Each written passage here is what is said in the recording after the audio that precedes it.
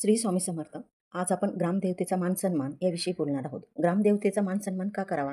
तर आपण ज्या भागात राहतो, तिथं आपलं संरक्षण करण्याचं कार्य त्या भागातील देवता करत असतात.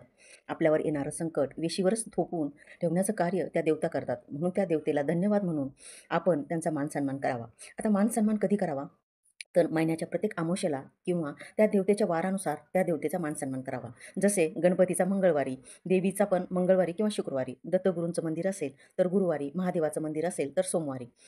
आता आपण जाणून घेऊया मान-सन्मान कसा करावा. त्यासाठी आपल्याला 2 नागिनीचे जोडपान लागणार आहे. सुपारी, 1 नाणं, विड्याचे साहित्य म्हणजे हळकुंड, बदाम, खोबरं हे साहित्य त्यामध्ये असतं. खडीसाखर, भीमसेनी कापूर, 1 नारळ आणि फूल हे आपल्याला लागणार आहे. सर्वप्रथम तुम्ही ग्रामदेवतेच्या मंदिरात गेल्यानंतर धूप-दीप लावून घ्या, कापूर लावून घ्या. जो तुम्ही भीमसेनी कापूर घेऊन गेले आहात तो. नागिनीचे जोडपान हे पानाचं देठ दक्षिणेकडे येईल या पद्धतीने तुम्हाला त्या ग्रामदेवतेसमोर ठेवायचे आहे. त्यानंतर स्वतःच्या हातामध्ये नारळ घेऊन त्यावर फूल ठेवा आणि त्या ग्रामदेवतेला प्रार्थना करायची आहे, की मी आपलं स्वतःचं नाव सांगायचं, गोत्र सांगायचं व मी स्वामींच्या आज्ञेने, स्वामींच्या आशीर्वादाने मी तुमचा मान-सन्मान करत आहे, तरी आपली कृपा माझ्यावर असावी. अशा पद्धतीने त्या देवतेला प्रार्थना करावी व मान-सन्मान करावा.